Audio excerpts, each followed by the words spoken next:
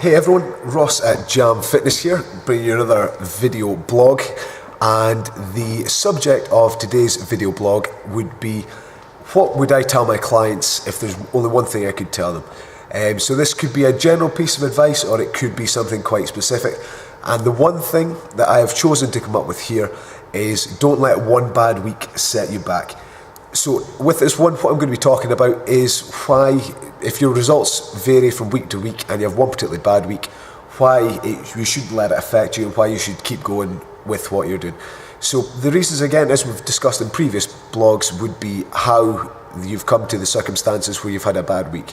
Likewise, it could be a setback with anything like nutrition, it could be stress levels, it could be anything like work. And again, the most important thing is not to get disheartened by one poor week. Again, if you let it get to you and you let it become a longer progression where you're not working out, where you're not feeling great, and particularly where you're not eating well, then it's really going to start affecting you in the longer run, and that's not what we want to happen. Again, if you do have one bad week, just write it off. Everybody has a bad week from time to time, as I'm sure everybody in the office will vouch for me with this one. Each of us have good weeks with bad weeks, but the most important thing is just keep your chin up, just get through it. And I say, if the results aren't especially great and you feel quite disheartened, feel free to speak to any one of us, see if there's anything in nutrition that's holding you back, if there's anything in your exercise plans that you feel you're struggling with. And again, it could be a chance maybe just to review what you're doing and maybe try and make it more manageable, because one recurring theme that we keep coming back to here is not having the right training plan. If you do not have the right training plan, then you're never really going to reach your true potential. By the right training plan, we mean getting the right nutrition, the right exercise, and above all, enjoying what you're doing.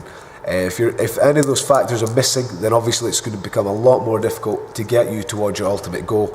And by having factored in all those three elements will allow you to make the best progress that you possibly can. We're always looking for feedback as well. If you are struggling, speak to any one of us and we'll see what we can do to help you to progress towards your goals.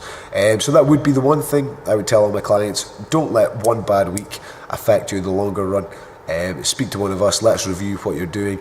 We'll change it up possibly, or we could just sort of look at the lifestyle factors and say that's one of the determining factors.